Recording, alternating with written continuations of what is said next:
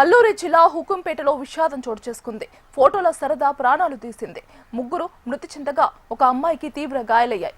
ములుగుమ్మి జలపాతానికి వెళ్లిన నలుగురు యువతులు ఫోటోలు దిగేందుకు రాతి బండపైకి ఎక్కారు. ప్రమాదవశాత్తు ముగ్గురు యువతులు నీటిలో జారి పడిపోయి ప్రాణాలు కోల్పోయారు. విషయం తెలుసుకున్న పోలీసులు ఘటనా స్థలానికి చేరుకున్నారు.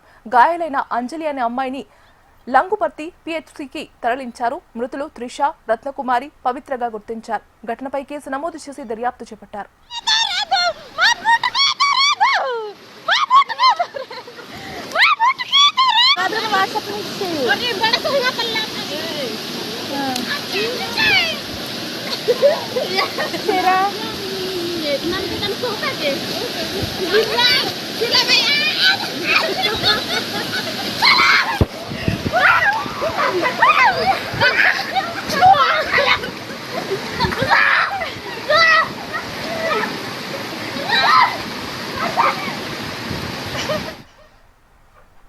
అల్లూరి జిల్లా హుకుంపేటలో విషాదం చోటు చేసుకుంది. ఫోటోల సరదా ప్రాణాలు తీసింది.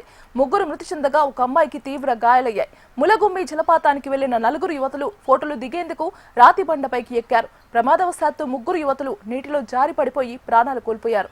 ఇదే అంశానికి సంబంధించి మరింత సమాచారం అందించడానికి మా కరెస్పాండెంట్ అనురాధ ఫోన్లో సిద్ధంగా ఉన్నారు. అనురాధ, దీపిక, అల్లూరి జిల్లాలో చాలా తీవ్రమైన విషాద ఘటన ఇది. వేసవి సెలవులు కావడంతో ఆ ఊరి హుకుంపేటకి చెందిన ముగ్గురు యువతులు గ్రామ దేవత పండుగ కోసం మూలగము ఊరికి రావడం జరిగింది. అక్కడ వాళ్ళంతా కూడా పండుగ సమయంలో కాసేపు సరదాగా గడిపి స్నేహితులతో అక్కడ ఉన్న సమీపంలో ఉన్న జలపాతం దగ్గరికి వెళ్లారు. జలపాతం దగ్గర వాళ్ళు స్నానాలు చేసి ఫోటోలు తీసుకుంటూ ఉంటుండగా ఆ ముగ్గురు యువతులు సాలేపు త్రిష, రత్నకుమారి, సాలేపు పవిత్ర, వీళ్ళు ముగ్గురు కూడా ఆ నీటిలో దిగి ఫోటోలు తీసుకునే ప్రయత్నంలో ఒక రాతి బండ మీదకి ఎక్కారు. ఆ బండ మీద నుంచి ఒక్కసారిగా జారి పడడంతో ముగ్గురు యువతులు అక్కడికక్కడ మృతి చెందారు. వాళ్ళని రక్షించే ప్రయత్నం చేసి ఫోటోలు తీస్తున్న మరో అమ్మాయి అంజలి కూడా గాయాల పాలైంది. ఆ అమ్మాయిని స్థానికులు రక్షించి హాస్పిటల్కి చేర్చడం జరిగింది. ప్రస్తుతం హాస్పిటల్లో అమ్మాయి చికిత్స పొందుతుంది.